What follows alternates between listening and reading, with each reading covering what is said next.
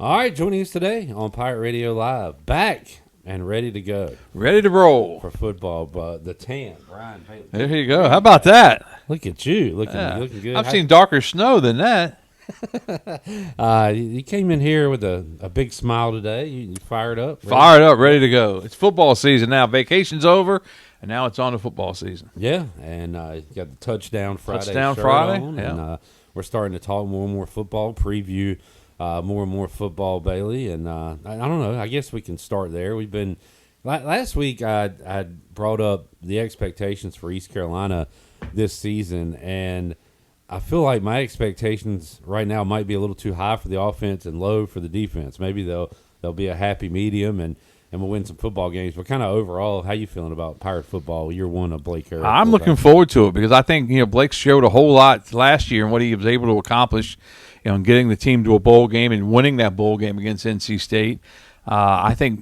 Looking back on the state game, and we'll probably talk about this a lot, but going into the state game, I thought to myself, if the Pirates can somehow split these two games, the bowl game and the opener the next year, I think most Pirate fans would take it. Well, they've already got the split. Now they're talking sweep of those two games, and I think they got a shot. They'll go to Carter Finley as an underdog. 14 points, the last thing I saw. It may change a little bit between now and then, but I think they go there with, as Cliff Godwin would say, house money, and see what they can do. I went into the bowl game thinking I want the regular season game and don't care about the bowl game. But so I was the opposite because I think bowl games are a part of history, and I think the opener, whether you win or lose it, it doesn't set the whole terms of the season. It would be a big win for the Pirates to get it, but I always look at bowl games as you look back at the history of the program and what's their bowl record, who did they beat in the bowls, and they beat NC State now twice in a bowl game. So that's where I looked at it. Like that bowl game in 2012. You remember that one, of course. The one in 2012, what was that? I don't know. You're the one that said it was important. Well, it is important. It was a loss to Louisiana nobody cares about, but we remember the opener. The wins are what's important. That was a loss. Okay. Yeah, I mean, look, I feel differently, but man. But that's what makes us exactly apart. We don't have to agree on everything. I think Jaden Daniels is the best quarterback in the league. I think Dak Prescott can win playoff games. We have different thoughts on things. Well, I'm not quite sure Dak Prescott can win a playoff game, but I'm hoping that he can. Have you watched? You probably haven't because you've been on vacation. But Quarterback on Netflix. Seen a little bit of it, yeah. Sorry, but it's the best show ever. Is it really? I'll give you a plot summary because it has Jared Goff, Joe Burrow, and Kirk Cousins. So basically, it shows Jaden Daniels beating Burrow on Monday Night Football, Kirk Cousins watching Jaden Daniels clinch a playoff berth, and Jaden Daniels making Jared Goff cry. It's a great series. It's funny because I started it and then I decided to turn it off, and that must have been why.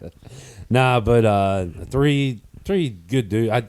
I tell you what, it made me like Jared Goff a lot. He really does seem like a solid dude. Yeah. And but man, seeing behind the scenes and like any line of work, you've got a family and you wife, children, bills, everything to go into their lives.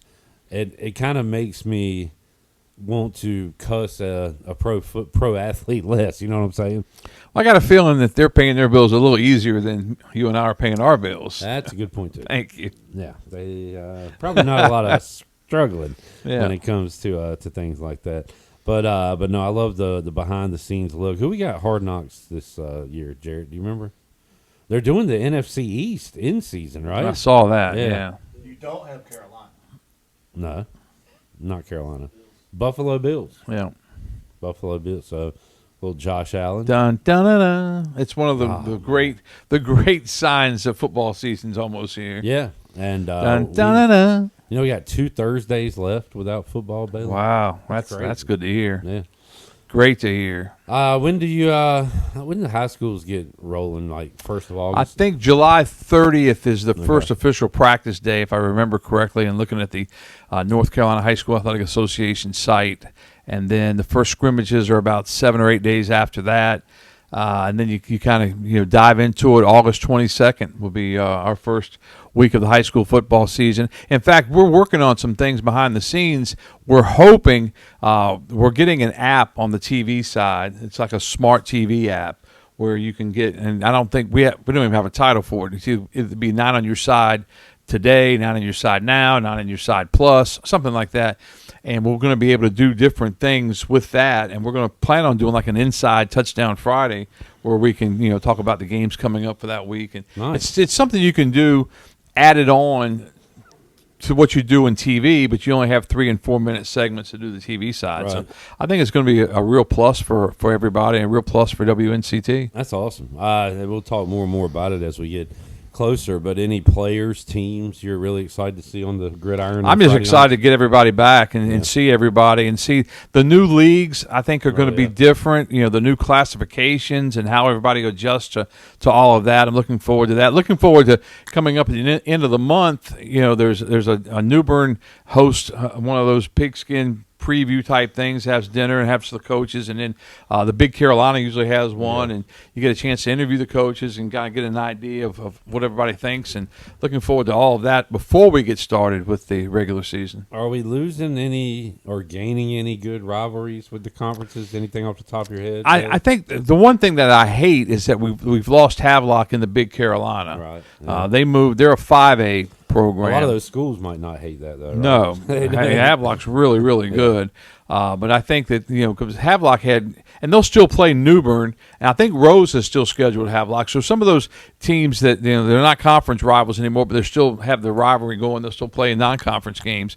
I think that's the one thing that I hate out of the Big Carolina 3A, 4A. White Oak comes in, and I talked to those guys last year at the Farmville Central scrimmage, and they had a really good year. They had a couple really good seasons back-to-back. So looking forward to seeing some of that. So we have 3 Jacksonville teams in the Coastal.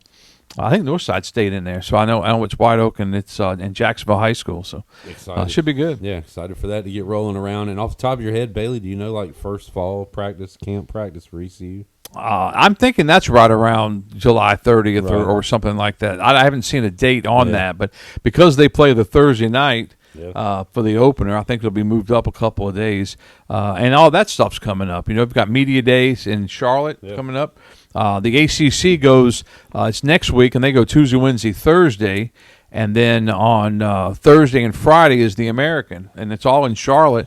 I was hoping to go to the ACC on Thursday because State, Duke, and Carolina are there, but on Thursday, there also the players are involved in doing some things for the American, so if you go to one, you miss the other. So I think we're going to get the Raleigh stations to help us out with that and see if we can get both sides covered. And Brian Bailey's show coming back soon. Yes, coming back soon. We're moving to Tuesdays now. We'll be on Tuesdays at noon instead of Mondays at noon. Tuesdays at noon. August 5th will be our opening show. We just met with Ellerby about that, and we got all that ironed out. So we're going to go on Tuesdays. You talking Pirate football, recapping the NFL weekend? Yeah.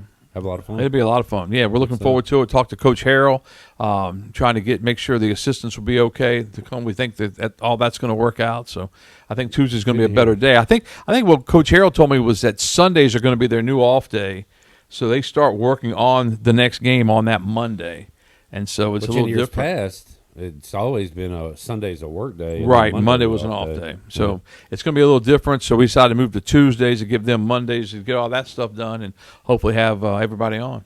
Bailey, got the home run derby coming up tonight. You ever been to a derby or an all-star game? I have. I was at the derby that was it King Griffey Jr.?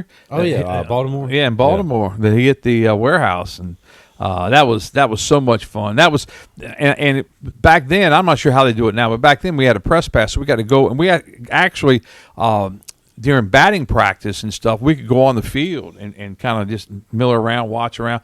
It was before cell phones with cameras and stuff, but Bill Murray was standing beside me. I got a chance to meet him. Wish I had a picture with him, but like I said, we didn't have all that technology back then. But yeah, awesome. I got to meet Bill Murray at the All-Star game. That's the only All-Star game that I've gone to, but it was well worth the trip. I was going to ask if you had a Derby memory. I think that would probably be the one. Anyone like growing up or something? Like, did you watch it growing up? I loved it growing up. I remember the Ray Fosse deal. Remember in the All-Star game? Pete Rose running him over, and that to me, you're trying to win the game, and there was a lot of controversy about that, but I do. I always thought the All-Star game was special and really enjoyed it, and still do. I mean, I'll still watch the All-Star game just to see. I was hoping we'd have a couple of Pirates in the All-Star game. They came close. I think I don't know, interleague play made it a little less interesting to me. I think so. Yeah, that's probably true. And I think it's one of those things too that you just enjoy more as a kid than an adult. Maybe I was really into it as well at a time. I loved it. Yeah. Brian Bailey joining us. A couple of Pirates going to the Bigs, Bailey. How about Dixon Williams? I saw that. To the Braves. Ethan Young to the Cardinals. Those Cardinals, they like some Pirates, don't they? Which as a Cub you don't like, but cool to see more Pirates in the pros. It really is, and the Cubs are playing so well. I mean, I took 2 out of 3 from the Yankees, and they have the second best record in the National League. So it's been a good first half of the season for the Cubs, and hopefully they can continue that on. But yeah, I like watching the car. I'll turn the Cardinals on in a heartbeat. See if I can see Alec Burleson get in that bat or two, and love seeing the former Pirates up there. The Marlins, I try to watch them when we can. See Clayton, as the manager, and it's so weird to me that I saw Clayton's mom was one of Rhino and Caitlin's teachers. And then, teacher, right? PE teacher. And then, I've known his dad for years and years anyway. And then, just to see how he came up, and he went away to school, came back to East Carolina. Excel, was a great player. And then he was in the minor leagues, moving up, got to the Dodgers as a first base coach, and then getting a chance to be the manager has been something. And what a solid human, he's a great. The whole family. Dude, the whole family, just absolutely, just people, that you like being around. Definitely. They do anything in the world for you. And I really wanted to go see the Marlins play sometime, but I haven't gotten it worked out so far. Brian Bailey joining us, WNCT Channel 9. I heard a rumor that NCT got a new employee, maybe. I've heard the same rumor, but I haven't seen it yet. Okay, we won't talk about it yet, but we might have some big news for you. Woo! I got a text message on vacation. I can't believe you haven't quit yet. No, sorry. No, it'd be great. No, man. What a tease that is, though. Yeah, we'll get to it at some point and talk about it maybe. But BB, enjoyed it, man. Welcome back from vacay. Yeah, we appreciate Hope it. Bella had fun. Yeah, we had a blast, but Bella, bless her heart. So Melissa's great idea, and Melissa's a great job on these vacations, but her great idea was to go to this place called Baloo.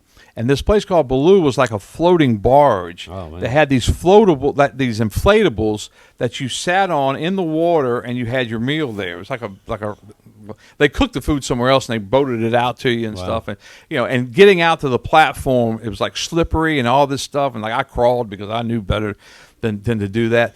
But getting there, you had to get into a speedboat, and then they took you to the thing. Well, so we get in it. So everybody gets off the boat. Bella's getting ready to get off, and I'm back here trying to help her, and there's a girl trying to help her on the front side. Well, Bella slipped. Her foot slipped, and I mean to tell you, she did a 180. Her feet said hi to the good Lord upstairs, and she fell back and hit her head, and I thought she was just going to, because she'll lose it in a heartbeat. And so she gets up, and her glasses are all crooked, and she shakes her head, and she goes, "I failed." And I said, "You failed, all right." And she didn't cry, didn't whimper, and it was crazy that she was able to survive her failed like that. But if you could just imagine Bella, and her, that she was wound up. And this place, so you're sitting on these little things, and there was this little hole where the water was. Well, my bright idea was it was hot.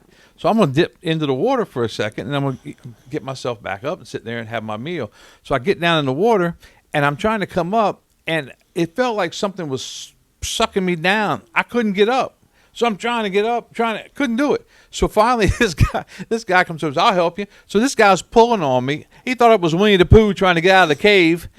And he finally gets me on top, and I was like, "Man, I ain't coming back here." Melissa's like, "You don't like this place, do you?" I said, "I like this place, but I ain't going to." We're eating on dry land from now on. Baloo. What a place. Baloo. It was funny. Yeah. All right. You've never had a friend like me, Bailey. Never had a friend like me. Is that Baloo from Jungle Book? I think so. I think I got that right. I love Baloo in Jungle Book. Yes, sir. He was good. All right, BB. We'll see you next time. All right. Sounds good. Take care.